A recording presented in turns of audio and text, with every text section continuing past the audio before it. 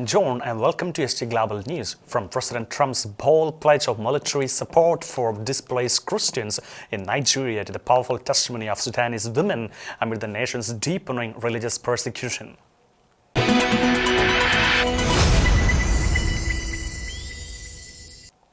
U.S. President Donald Trump has ordered the Pentagon to prepare military plans to protect Nigeria's Christian population, warning aid may be suspended if authorities fail to stop Islamist mass killings. Nigeria's government rejects the claims, insisting on sovereignty while welcoming support. Christian advocates praise Trump's stance as vital intervention against targeted attacks on churches and believers.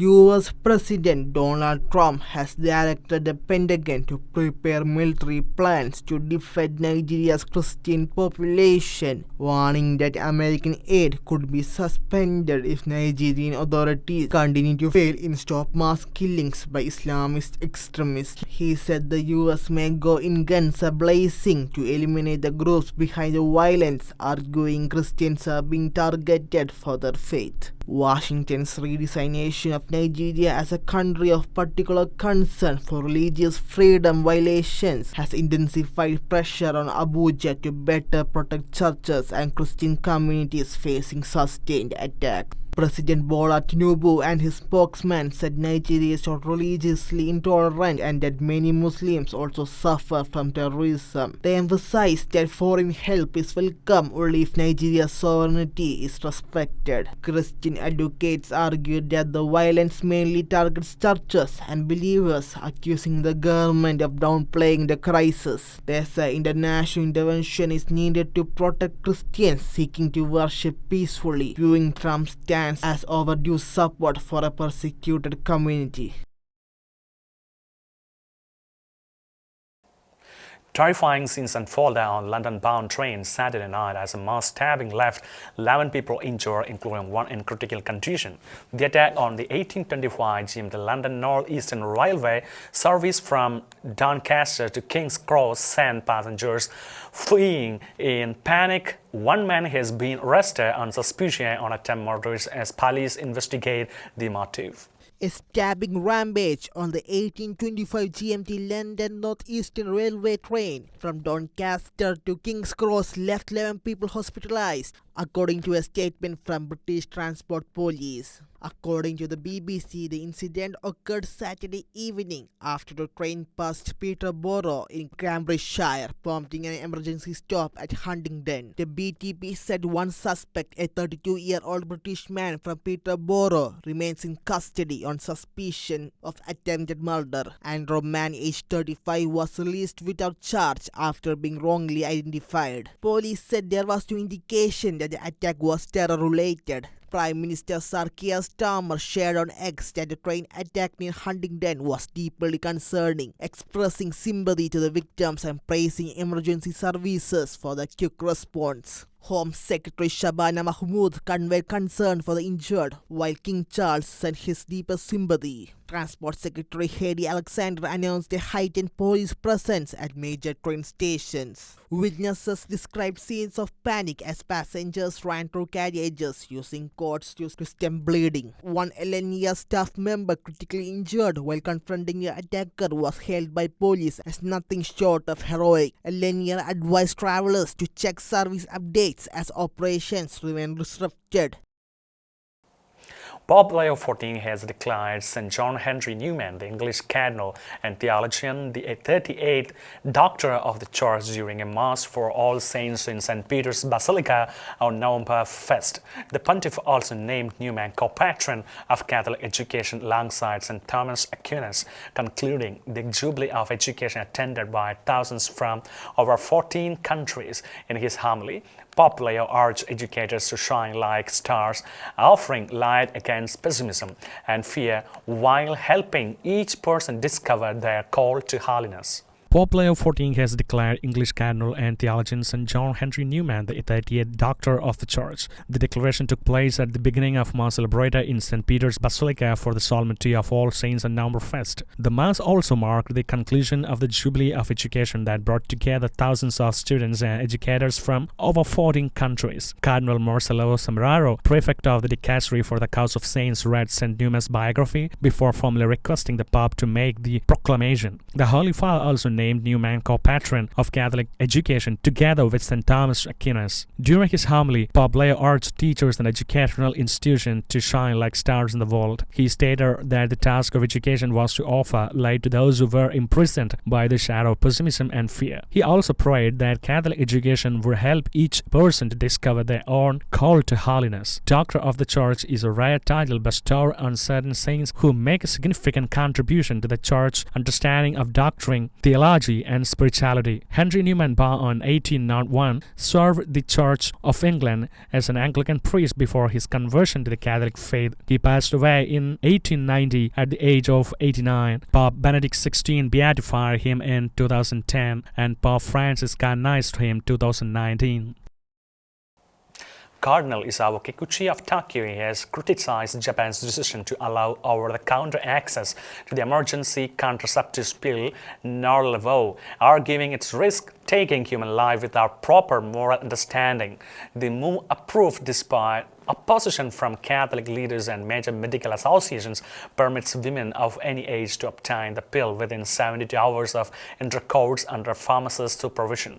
Supporters say the change advances women's health rights as the WHO already classifies such pills as essential medicines used in many countries worldwide. Cardinal Kikuchi Isao of Tokyo has spoken out against the recent decision to make an emergency contraceptive pill available over the counter without a prescription. Japan's leading drug manufacturer, Asuka Pharmaceutical, announced on October 20th that its morning after pill, Norlevo, would soon be sold over the counter across the country. Cardinal Kikuchi told UCA News he cannot approve measures that may take human life without adequate moral education, although many view the decision as part of efforts to safeguard women's health and dignity. The prelate asserted that from the Catholic standpoint, life is a gift from God. According to the pharma company, women of any age can buy the pill to prevent an unwanted pregnancy if taken within 72 hours. However, the pill must be taken under the supervision of a trained pharmacist to ensure proper use. The World Health Organization has listed emergency contraceptive pills as essential medicines, and it is available without prescription in about 90 countries. Both the Japan Society of Obstetrics and Gynecology and the Japan Association of Obstetricians and Gynecologists had opposed OTC approval until now, although discussions had begun in 2017. The Catholic Bishops' Conference of Japan had also opposed Norlevo's manufacturing and marketing. In a December 2010 statement, the bishops wrote that deliberate abortion brought about by emergency contraceptives contradicted the moral duty to respect human life.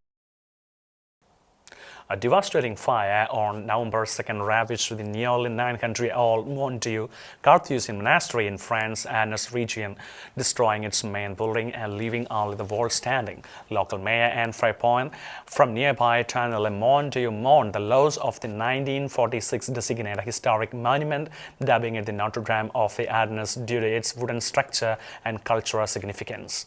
On November 2nd, a devastating fire consumed the ancient Mondieu Monastery in the Ardennes, a centuries-old French heritage site. Miss Anne Frapon, the mayor of the nearby village of Tanneilly-Mondieu, expressed her sorrow over the loss of the monastery, which she referred to as Notre Dame of Ardennes. The site had been designated a historic monument in 1946. She noted that the building has contained a great deal of wood and lamented that now there is no longer a roof, no longer a floor, only the walls remain. The smoke was discovered by nearby walkers who raised the alarm. The causes of the fire remain unknown. According to the Ardennes Fire and Rescue Services, firefighters reached the scene at 10 a.m. local time and managed to bring the fire under control by 4 p.m. The fire brigade reported that the extent of damage was so severe that the monastery was at risk of collapsing. Hidden within the dense forests of the northeastern Ardennes, the Carthusian Carthusian monastery of Mondieu dates back nearly 9 centuries. Originally constructed in the 1130s, it was later rebuilt in the 17th century before the French Revolution compelled the monks to abandon the site.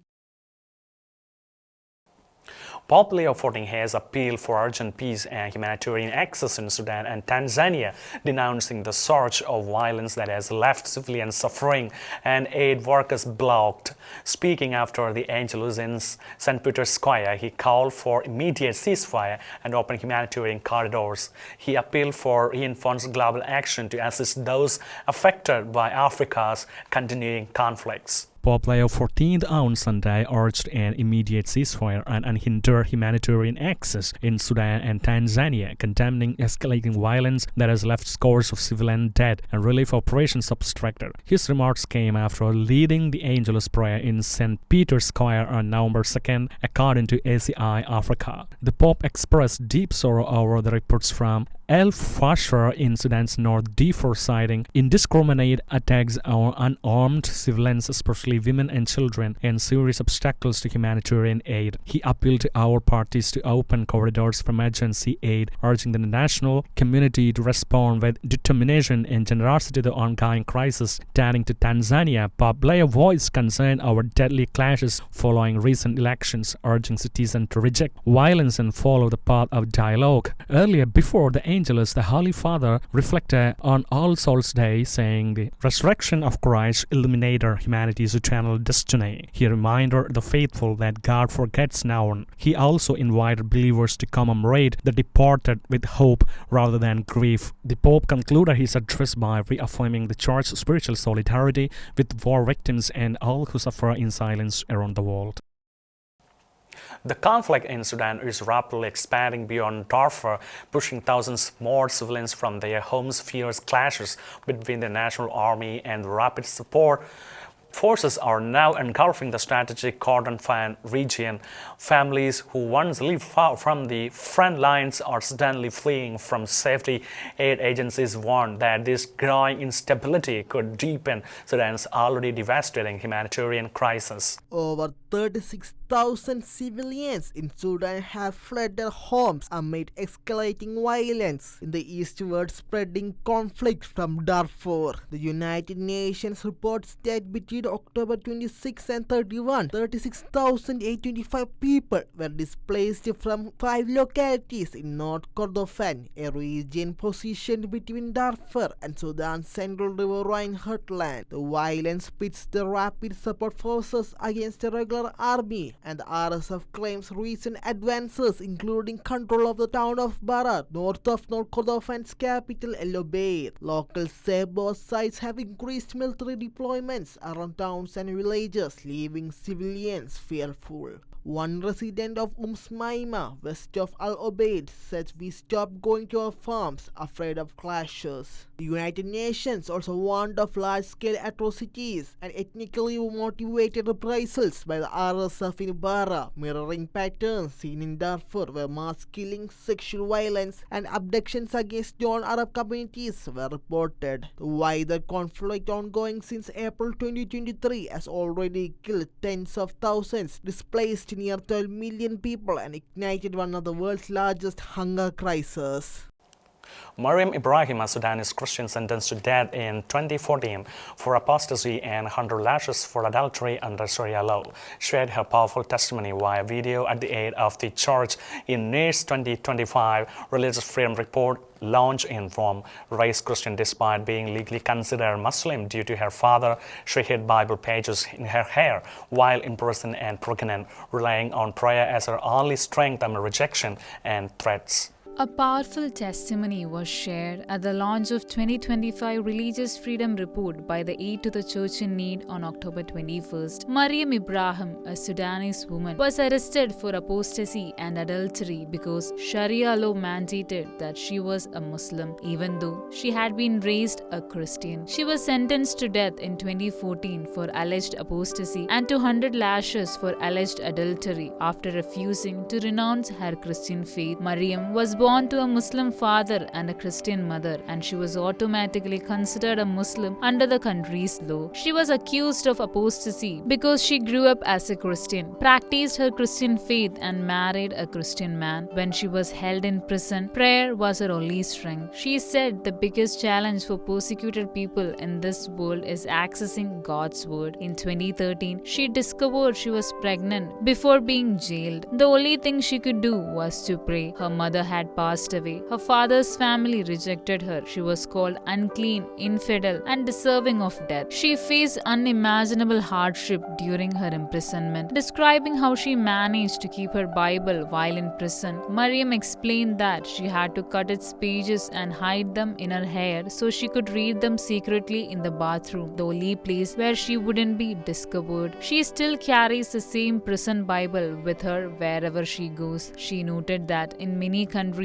owning a Bible is seen as an act of terrorism, but the Bible is not a threat. It is a story of salvation for all people. ASEAN's religious freedom in the World Report 2025 reveals that nearly 2/3 of the global population, about 5.4 billion people, live in countries with serious violations of religious freedom. Of the 196 nations analyzed, 62 show severe abuses, including 24 with systemic persecution and 38 with widespread faith-based discrimination. Although Mariam couldn't travel to Rome due to the last-minute visa issue for the launch, she sent a heartfelt video message from the United States thanking ASEAN for its ongoing work, advocacy, and prayers for the persecuted church. Now being able to proclaim her faith freely, Mariam pledged to use her voice for those who still suffer for their faith. She highlighted that persecution brings unimaginable, but God always gives strength. That's all for today. Until we meet again, God bless and thank you.